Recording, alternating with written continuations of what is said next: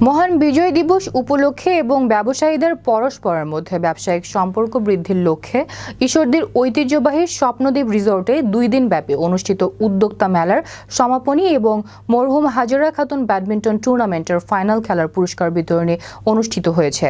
গতকাল রাতে Khairul group of ইন্ডাস্ট্রিজের মালিক পক্ষের তত্ত্বাবধানে রিসোর্টের অভ্যন্তরের সংস্কৃতি মঞ্চে আয়োজিত পুরস্কার বিতরণী অনুষ্ঠানে প্রধান অতিথি হিসেবে উপস্থিত ছিলেন সলিমপুর ইউপি চেয়ারম্যান আব্দুল মজিদ বাবলু মালিথা। বিদেশি পর্যটকের আগমনের দিক দিয়ে দক্ষিণ এশিয়ার শীর্ষস্থানীয় স্বপ্নদ্বীপ রিসোর্টের চেয়ারম্যান আলহাজ খায়রুল ইসলামের সভাপতিত্বে বিশেষ অতিথি হিসেবে উপস্থিত ছিলেন ঈশ্বরদী উপজেলা প্রেস ক্লাবের সভাপতি ও জাতীয় সাংবাদিক সোসাইটির কেন্দ্রীয় নির্বাহী পরিষদের সাংগঠনিক সচিব তৌহিদ আক্তার পান্না, সিনিয়র সাংবাদিক স্বপন কুমার কুণ্ডু, বিশিষ্ট শিল্পপতি শামীম হোসেন, প্রধান শিক্ষক গোলাম রসুল। অনুষ্ঠানে ব্যাডমিন্টন টুর্নামেন্টের চ্যাম্পিয়ন ট্রফি তুলে দেওয়া হয় বিজয়ী মান্না সর্দার প্রাইভেট লিমিটেডের পরিচালক নিপু সর্দারের হাতে এবং উদ্যোক্তা মেলায় অংশগ্রহণকারী শিল্পপতি পূর্বাশা বেভারেজ অ্যান্ড ফুড প্রোডাক্টসের পরিচালক শামীম সহ অন্যান্যদের পুরস্কৃত করা হয়।